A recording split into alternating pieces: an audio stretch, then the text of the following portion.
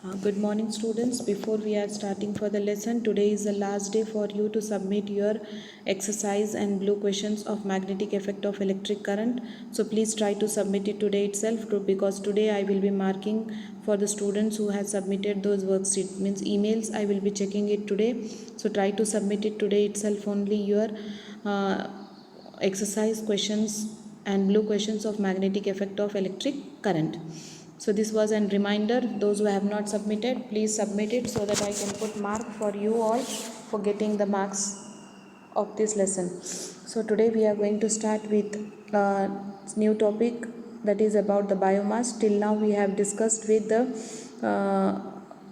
coal, fossil fuel we have seen. In that one we have seen coal, petroleum, natural gas we have seen. Then we have seen about the thermal power plant, then hydroelectricity, what are its advantages and disadvantages. Mostly this lesson will be there for advantages and disadvantages only. So today we are going to study about the biomass. So definition for biomass is defined as the total mass of a living organism in an ecosystem. Means whatever living organism is present, maybe plant and animal waste we are getting it, those we will be using it as a biomass. When we are speaking about the energy from biomass, we mean the energy derived from the remains of living organism and from the excreta of animals. Means here we will be using the dungs of animals also, that is excreta of the animals. It includes dry leaves and twigs, wood shaving, agricultural waste like baggies, that is residue left after extracting juice from sugarcane and sugar beet. For centuries, people have derived energy from biomass. Dry cakes of cow dung is a traditional fuel. Still, it is used in rural, semi-urban areas of our country.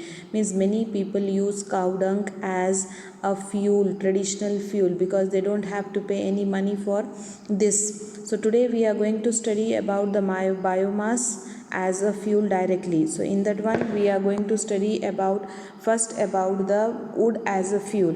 When we are talking about wood as a fuel, wood is still used as a fuel to cook food in small open furnace like chullas and also in industrial boilers. Wood when used as a fuel is called as firewood. Even now today when we are having a community programs or marriages, there also we will be using wood as a source of energy for cooking. So when we are talking about wood as a fuel, as a firewood directly, there are no advantages for us. Mostly we are having many disadvantages only. As you can see it on the screen, the disadvantages for the coal, which we directly, if we are using wood as a fuel, then the calorific value is very low, that is 17 joule per gram we will be getting it.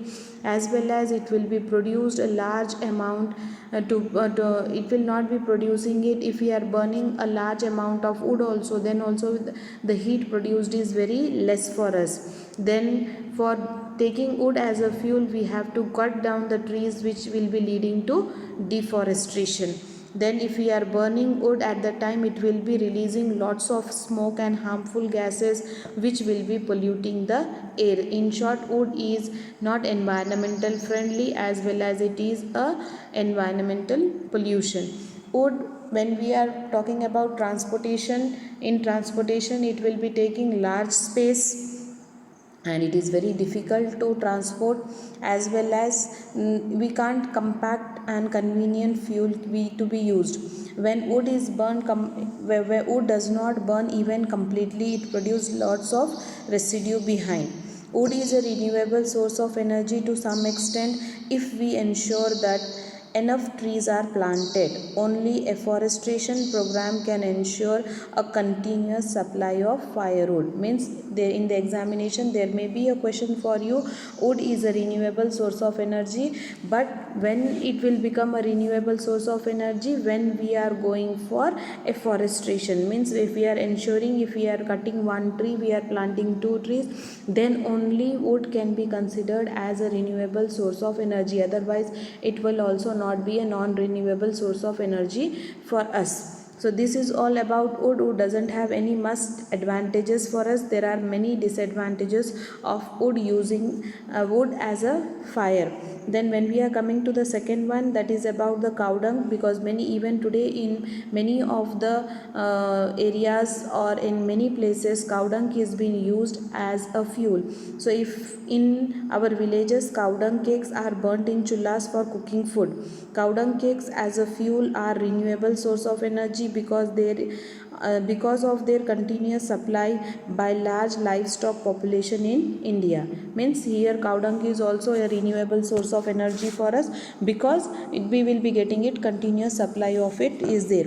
So for cow dung also there is no as if any advantages of using cow dung as a fuel for us directly, because it is harmful only for us. So there are only disadvantages of burning cow dung directly as a fuel. So in that one we will be first, if we are talking about the most important nutrients like nitrogen and phosphorus which is required for the soil, we are burning and wasting those nutrients which we can able to use it in the agriculture. So this is the biggest disadvantages of using cow dung as a fuel for us. Then the calorific value is also very low. We have to burn large amount of cow dung to obtain a required amount of heat for us. Then these cakes also do not burn completely. They will be producing lots of ash and residues they will be leaving behind. Then we will be having cow dung cakes will be producing harmful smoke, lots of smoke and harmful gases on burning, which causes the air pollution for us. So this is about the disadvantages of burning directly cow dung as a fuel. But when we have seen that using wood or cow dung as fuel directly, we do not get much heat or burning, and a lot of smoke is given out when they burn. So therefore we are using some improved technology which will be making sure that efficiency of this fuel we will can able to use. So in efficiently, when we are talking about improvement in the technology for using the conventional source of energy, in this one, first one, wood which we were using directly, instead of using it directly, if we are converting it into charcoal. What is charcoal now? Charcoal, here it is technological as advancement has enabled us to convert less efficient fuel like into more efficient fuel, that is called as charcoal. Means now charcoal, if we are using it, burning it, how we can able to get converted the wood into charcoal? Charcoal is prepared by a strong heating of wood in a closed vessel in a limited supply of air, that is oxygen. When it is heated strongly in a closed vessel in a limited supply of oxygen, when water and volatile material present in it get removed, and a black residue called charcoal is left behind. This process is called as destructive distillation of wood. Means this type of black color material, as you can see it in the on the screen, we can able to get, this is called as charcoal, which is produced from destructive distillation. So actually what happens when this wood is getting converted into charcoal? Now when we are making it, converting wood into charcoal, there will be, like if suppose we have taken 1 kilogram of wood for converting it into charcoal, at the time from 1 kilogram we will be getting only 250 grams of charcoal we will be getting it, and 750 grams we will be having here the volatile products will be there, like wood gas, wood alcohol, acetic acid, tar and water.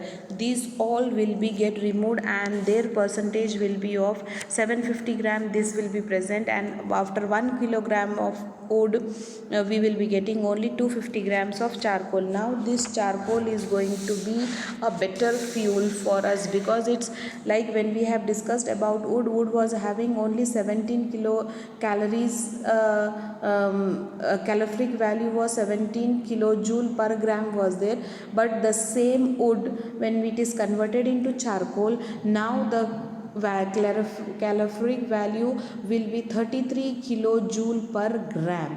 So you can understand how efficient we are making it by using an improved technology. Now wood was giving us a harmful fuel, smoke and harmful gases were being released. It was causing air pollution for us, but charcoal will burn without flame and comparatively smokeless, because all other materials, volatile materials have been removed. So now this charcoal is going to burn without flame, comparatively less smoke, and it is not going to cause any air pollution, and charcoal is not going to leave much residue behind comparative to wood. Charcoal is a compact fuel which is easy to handle and convenient to use for us, because 1 kilogram of wood is giving only 250 grams. 250 grams means just within our two palms we can able to hold 1 kilogram of wood in our hand. So this is become a compact, it is not going to take much of the area for us. This is all about the charcoal and wood. Now when we are coming to cow dung, if we are using it directly, then that was also going to, there were only disadvantages for us. But when we are coming to an improved technology, in improved technology what we will be doing is we will be making this cow dung into a more efficient fuel called as biogas. So biogas is obtained by an anaerobic decomposition of cow dung in presence of water. Biogas is produced in a plant called as biogas plant or gobar gas plant, which is used in the villages. As you can see, a biogas plant, this is a diagram or model of biogas plant. In this biogas is a mixture of methane, carbon, hydrogen and trace of hydrogen sulfide. There will be a question in the examination for you, which are the what is the mixture, which are the gases present in biogas. So we will be having methane, carbon dioxide, hydrogen and trace of hydrogen sulfide, and the main constitution of biogas is methane, which is 75% by volume it will be, and methane is extremely a good fuel than a cow dung for us.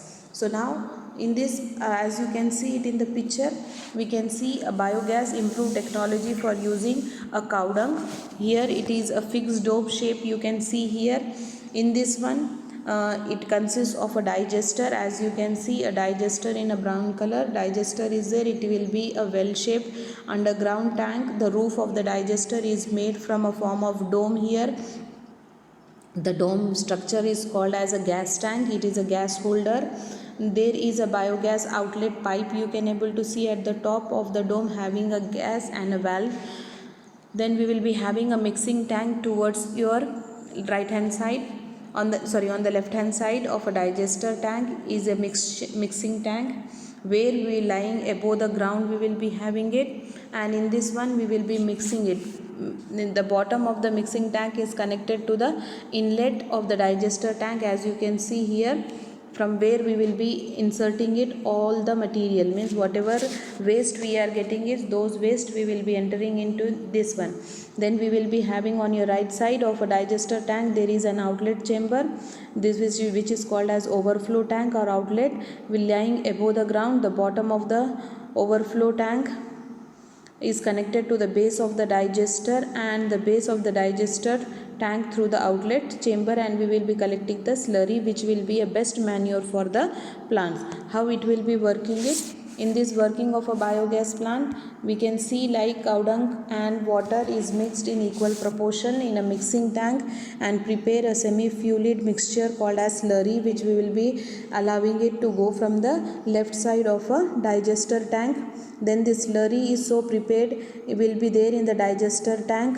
It will be this slurry will be there in the digester tank for 50 to 60 days. Means to get decomposed this slurry, it will be taking 50 to 60 days by an anaerobic bacteria produces, and the gas will be collected up on the dome in a gas tank.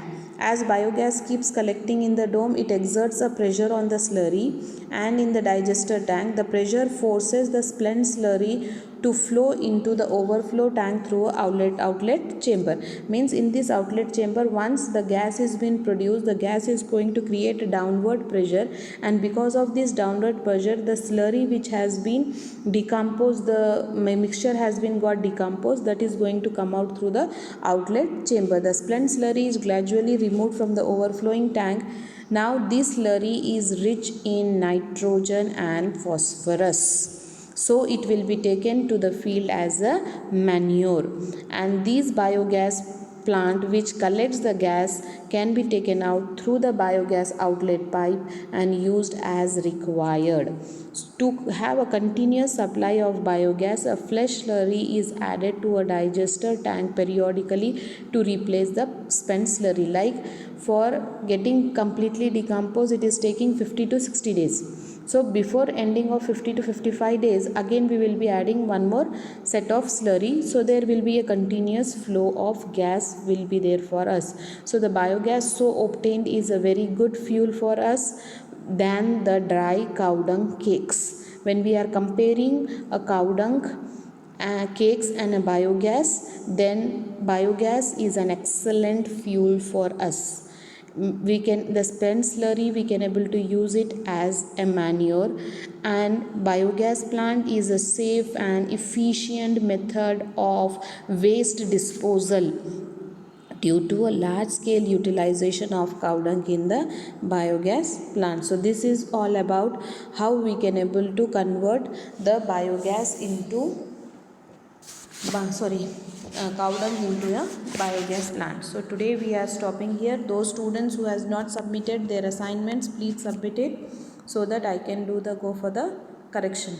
Thank you. Stay home, stay safe.